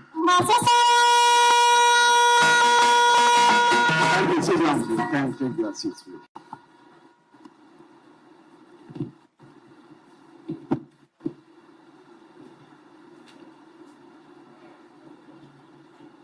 The chief host, my brother, the Governor of Delta State, His Excellency, Right Honorable Elder Sheriff Francis Oborewori.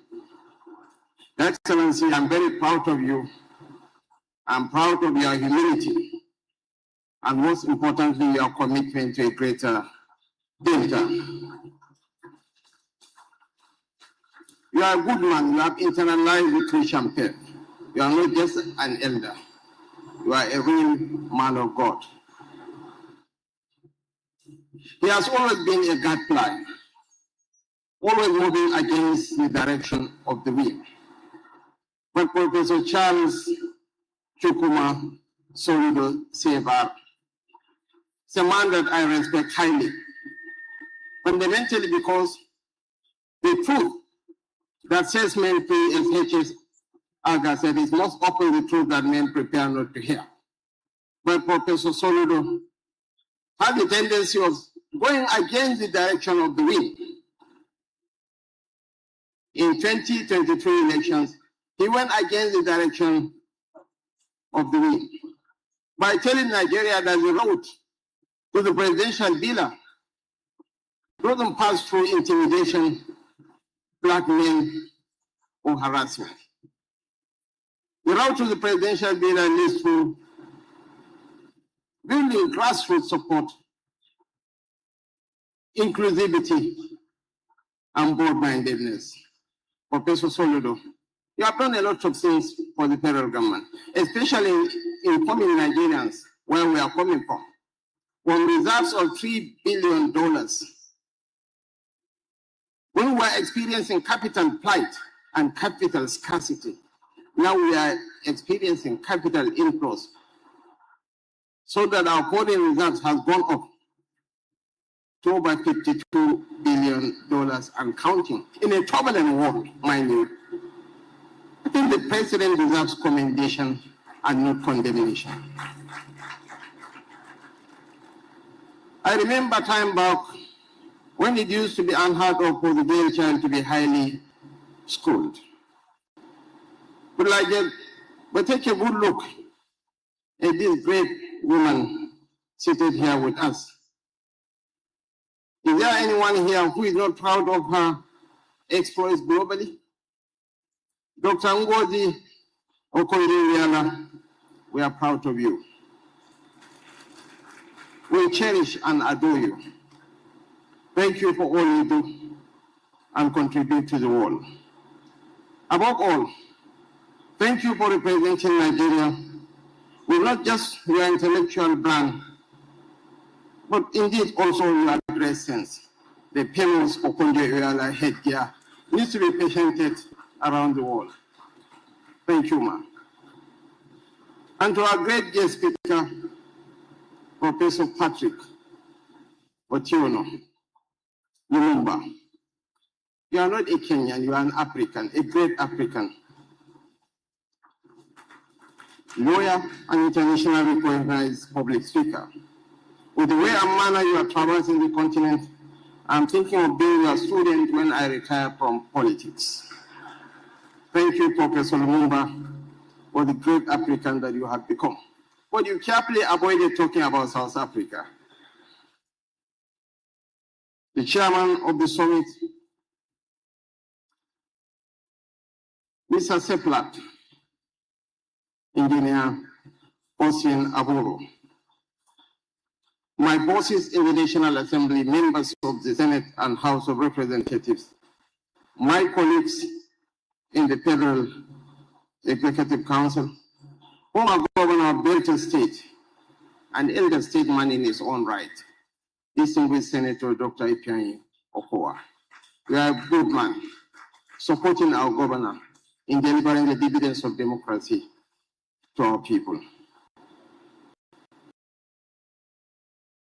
The person Deputy Governor of Delta State, Samonde Oyema.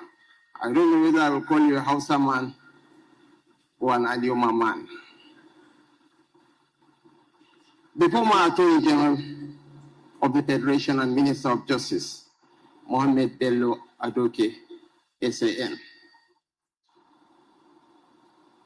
I want to recognize the Secretary to the Delta State Government, Dr. Kingsley Eze Elmo, to recognize and appreciate members of the Delta State Executive Council and local government chairmen across Delta State. The Brazilian ambassador to Nigeria, His Excellency Mr. Carlos Garcetti, and the Malaysian ambassador to Nigeria as well.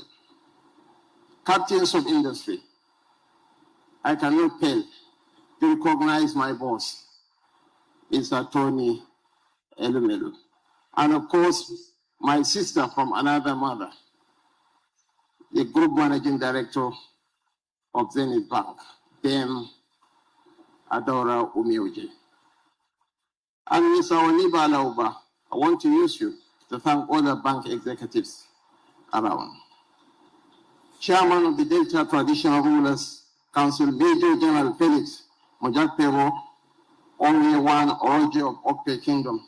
I want to use you to recognize and appreciate all our royal fathers present here.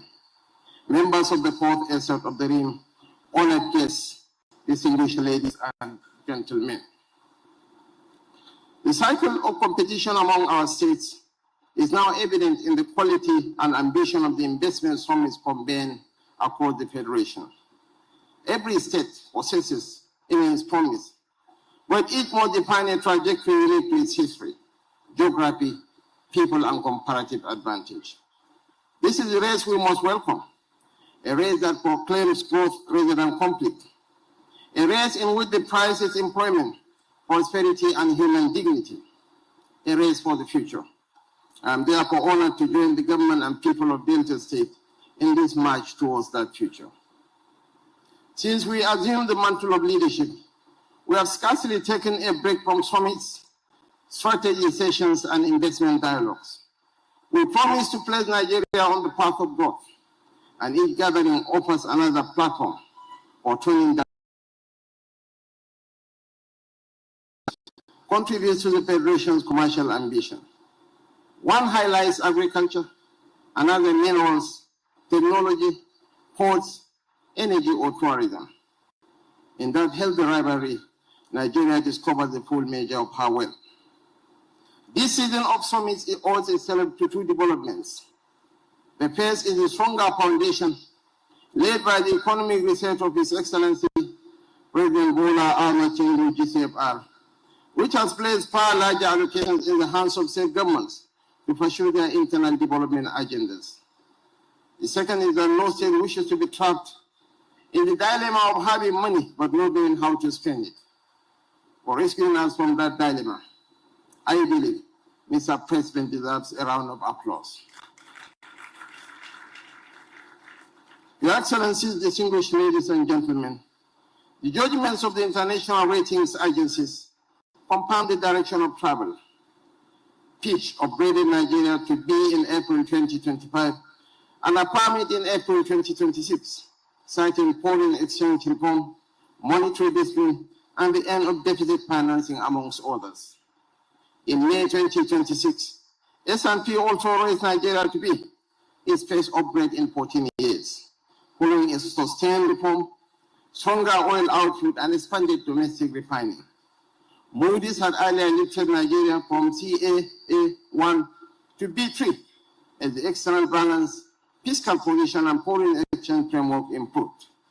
These are proof that Nigeria is regaining credibility, and the best time to invest is before the opportunity becomes expensive. Delta State enters this moment with an advantage. That advantage is larger than its oil wealth. It resides in the conviction behind this gathering that the future of a people cannot be deposited in a single commodity. Diversification is an instinct of economic self-preservation and a measure of the quality of leadership.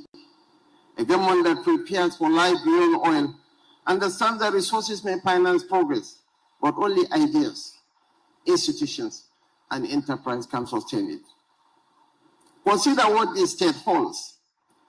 Delta sits on one of the longest coastlines in our federation, with the ports of Warri, Koko, Goto, and Sapele, and creeks and rivers that make the blue economy something deltas can touch.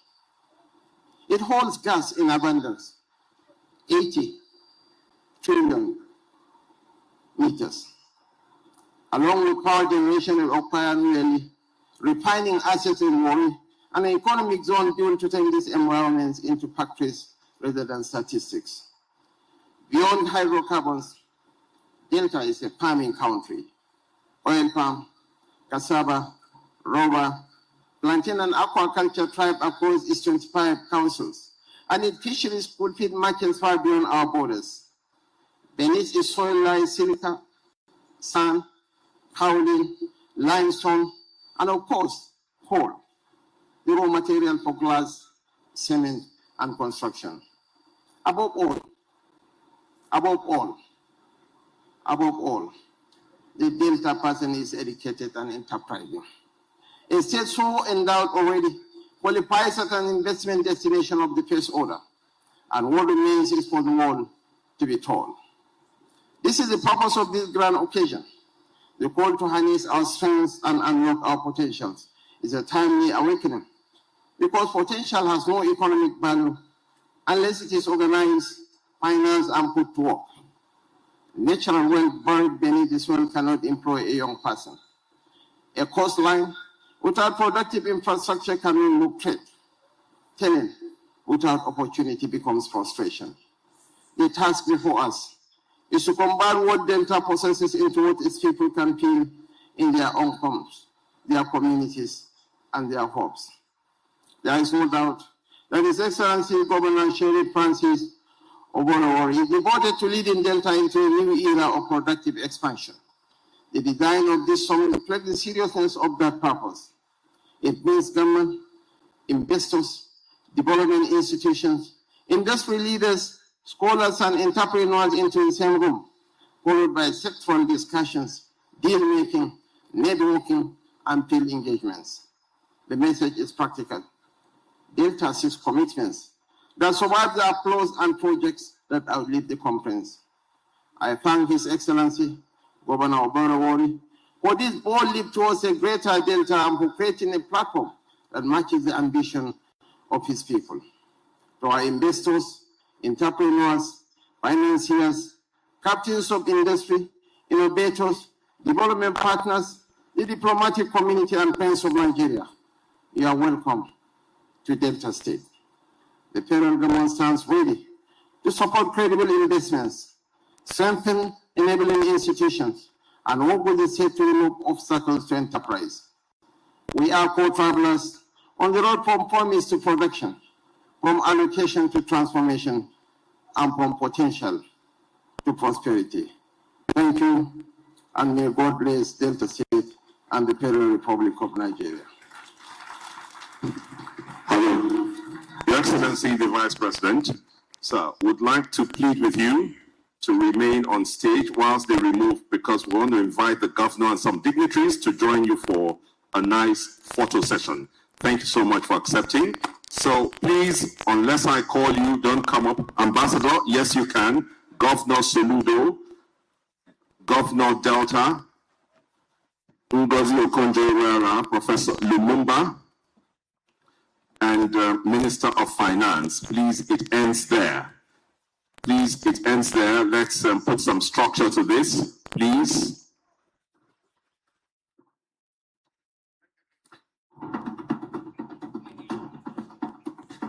Organize it, organize it. Let them know where to stand. This.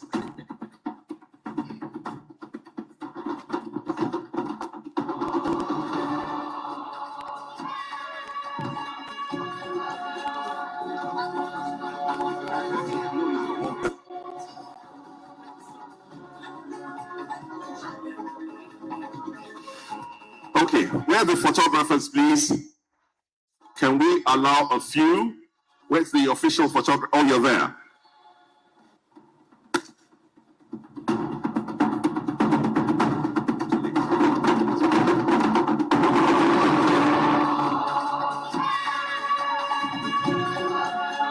Take your pictures. Get everybody to smile. It's a happy day. Delta is moving forward. And are you okay? You're fine? Okay. So now we take the national anthem with you remaining, and after that we'll go on to inspect the exhibition booth. The national anthem. Nigeria.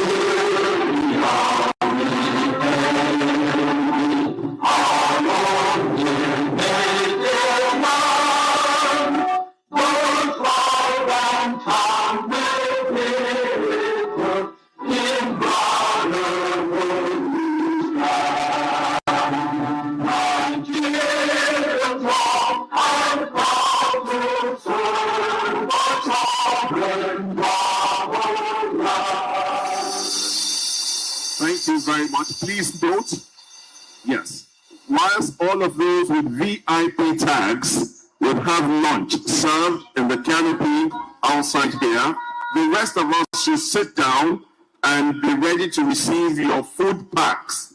Please, let's keep this in good order.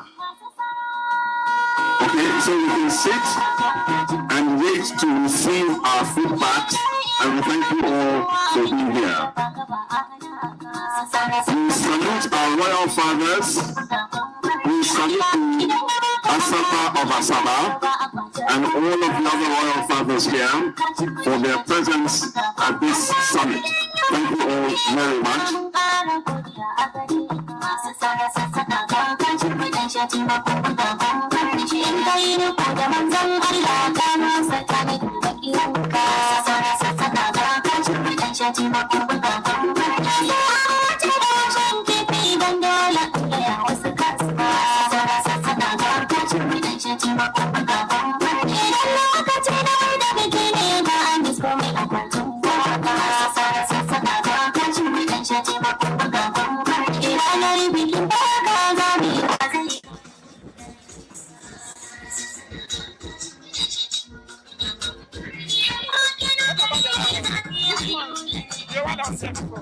I've got Is this one that was there that they put up? Kati can hear you. Kati can hear you. Can you hear me? Hello.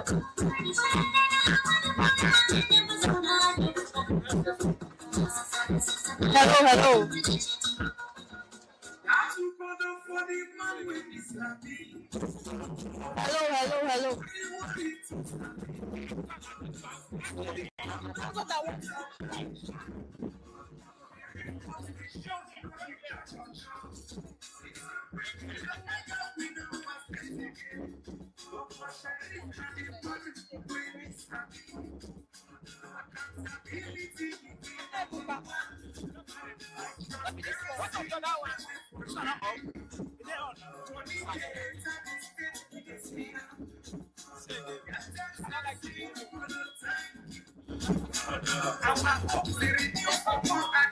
Hello, hello. Hello.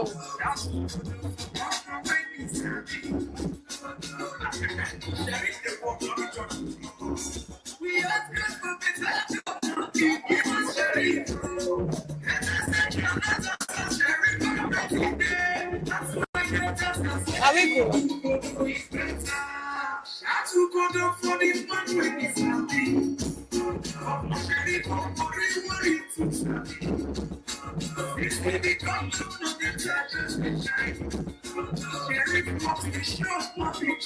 Thank you very much. The message today from the summit has been clear, and it's that Delta State is ready for investment.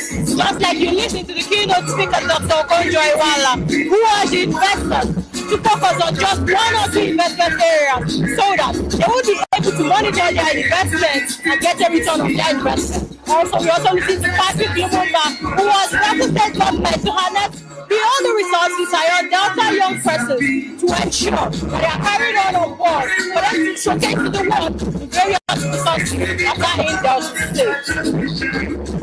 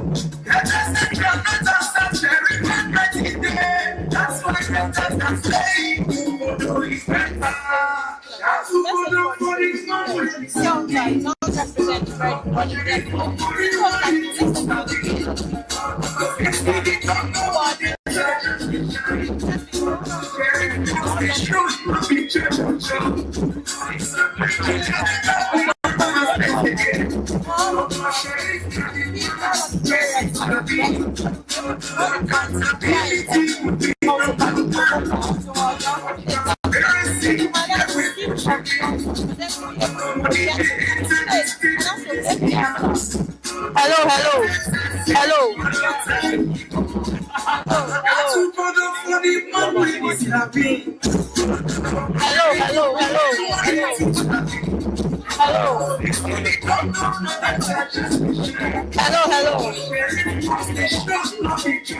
Thank you very much. The message for today is clear and it's simple. Delta is ready for investment. Just like you listen to our keynote speaker, Dr. Okonjo-Iweala, who urged investors to begin at one or two areas to invest for them to be able to monitor their investment. Also, Patrick Lumumba urged the Delta State government to invest in the young ones, especially the Gen Z generation, because they are going to be the next wave of exports in Delta State. Today's economic summit has remained one of the best that has happened in the whole world. And just to let you know that Delta State government is focusing on not just the blue economy, agriculture, livestock, energy, oil and mining. The investment comes across 3 days, and today is just the first day. Attention will now shift to how these investors will go in to ensure that whatever it is they pledge today, it's a positive investment. Reporting you from the Dome. Event Center. I am Priscilla Itani.